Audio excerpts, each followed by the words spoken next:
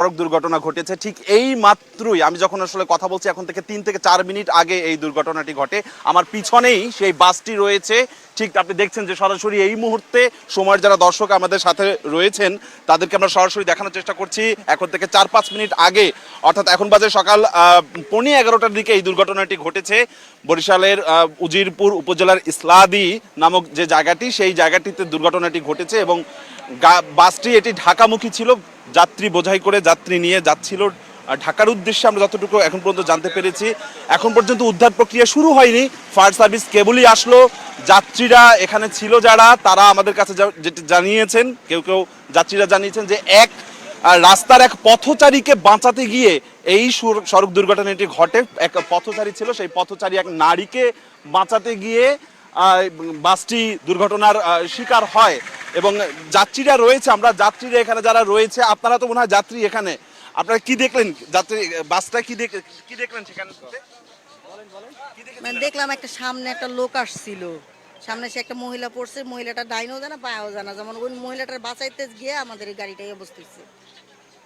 আর গাড়িটা খুব জোরে জোরেই চলছে। এই বাসটি কোথা থেকে আসছিল?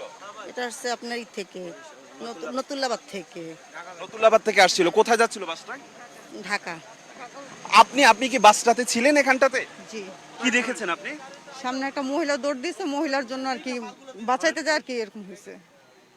একদম দেখুন, যারা যাত্রীরা ছিল এই বাসের মধ্যে তারা কিন্তু যেটি বলছে যে বাসটি গতিতে আসছিল, বরিশাল থেকে ঢাকার উদ্দেশ্যে যাচ্ছিল। পথে রাস্তার মাঝে এক পথচারী নারীকে বাঁচাতে গিয়ে এই বাসটি দুর্ঘটনার শিকার হয়। ঠিক এই মুহূর্তে এখানে আরো দু একজন যারা যাত্রীরা রয়েছে এখানে তাদের সাথে কথা বলবো।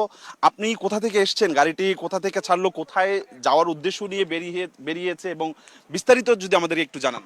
আমি আসলে বরিশাল থেকে গাড়িতে উঠছি, বরিশাল থেকে গাড়ি ছেড়ে আসছে।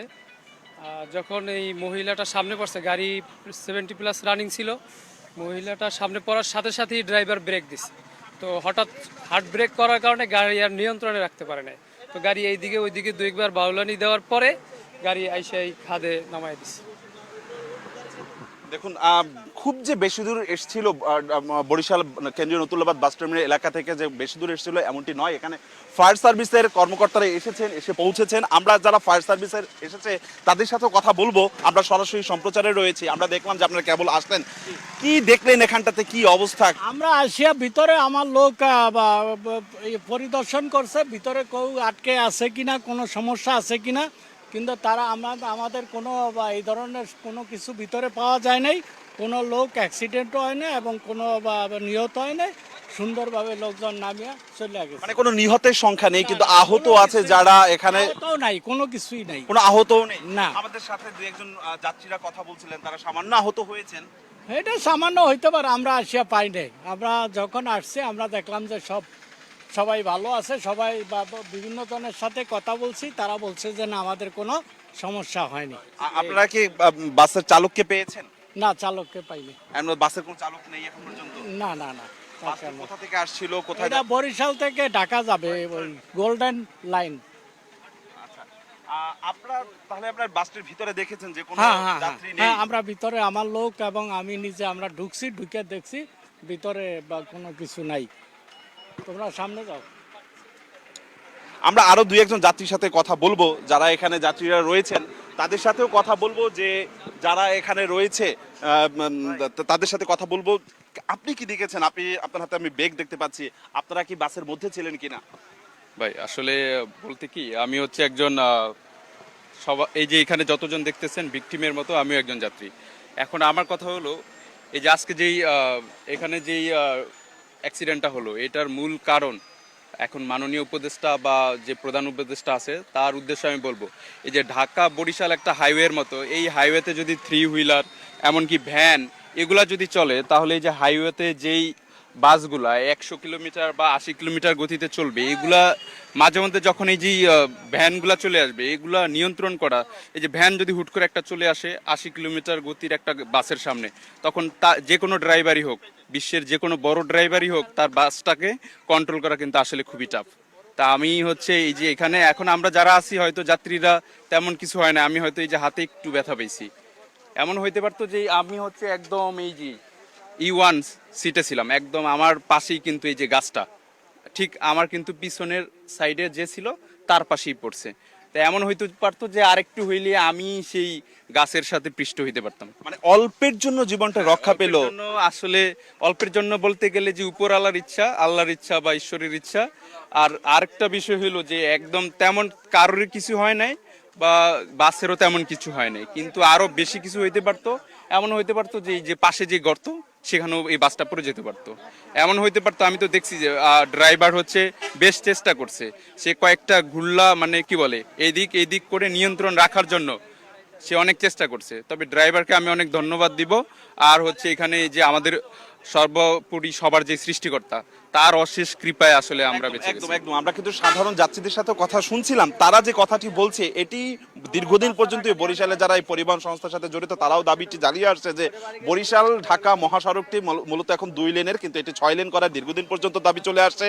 এই 2 লেনের যে বাসটি রয়েছে, এই সড়কটি রয়েছে, মহাসড়কটি রয়েছে, এখানে আমরা দেখি যে এখানে নসিমন, টমটম, 3 হুইলার পরিবহনগুলো চলে। সেই সাথে সাথে মানুষের অসচেতনতার একটি যে বড় দুর্ঘটনাটি ঘটলো বরিশালের ইসলাদিতে, সেটি একদমই স্পষ্ট যে একজন যাত্রী, একজন পথচারী, আমরা আমরা আরো দুজনের সাথে কথা শুনবো। আপনি ছিলেন কিনা বাসটিতে? জি, কি দেখলেন আপনি? এই তো লোক বাঁচাইতে যাইয়া ঘুরে আমার বাচ্চা দুইটা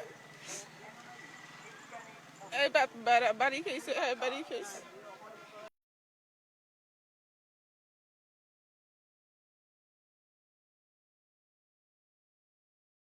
প্রায় অর্ধশত যাত্রীদের প্রাণ রক্ষা পেল অল্পের জন্য।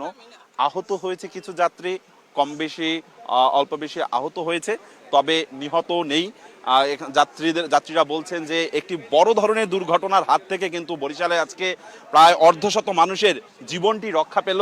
মাত্র কয়েক মিনিট আগেই বরিশালে এখন বাজে 11:15 সকাল, এখন বাজে 11টা সকাল 11:15টার দিকে বরিশালের ইসলাদিতে, উজিরপুরের ইসলাদিতে এই দুর্ঘটনাটি ঘটে এবং বাসটি এই মুহূর্তে রাস্তার পাশে যে খাদ, সেই খাদে পড়ে রয়েছে। ফায়ার সার্ভিসের উদ্ধারকারী টিম এসেছে এখানে।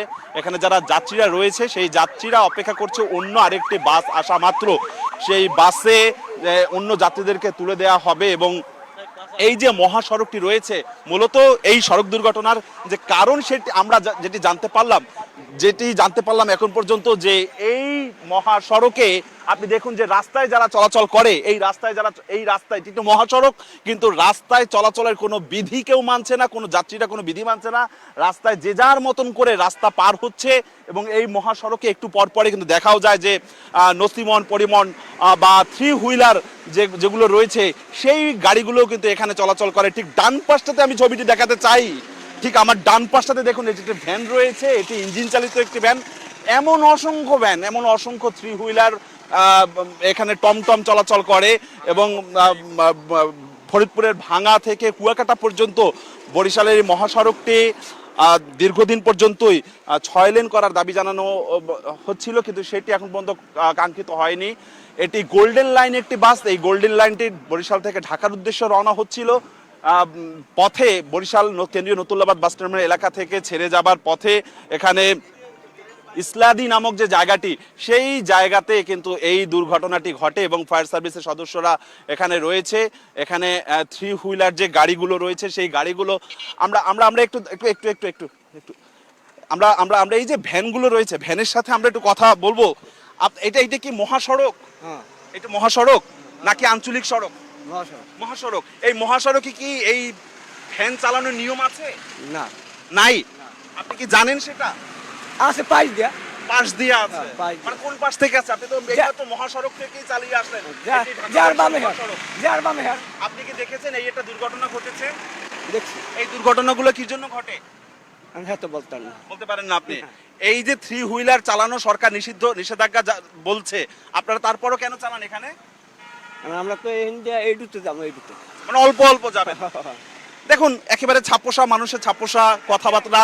তারা দাবি করছে যে তারা একটু পাত্রু পথ, অসংখ্য 3 হুইলার টমটম এই মহাসড়কে চলাচল করে, যার একটি বড় ধরনের দুর্ঘটনা ঘটে গেল আজকে বরিশালে। অল্পের জন্য অর্ধশত মানুষের প্রাণ রক্ষা পেল। আমরা সরাসরি সময়ের দর্শকদেরকে সেই ছবিটি দেখাচ্ছিলাম। ফায়ার সার্ভিসের দলরা এসেছে, তারা যেটি জানিয়েছে যে এখানে কোনো নিহতের পরিসংখ্যান নেই, তবে কয়েকজন যাত্রীরা আমাদেরকে জানিয়েছে অল্প কম বেশি তারা কেউ কেউ আহত হয়েছে। তো বরিশালের উজিরপুর উপজেলার ইসলাদিতে যে সড়ক দুর্ঘটনাটি ঘটলো সেখান থেকে আমার কাছে সবশেষ এতটুকুই খবর ছিল।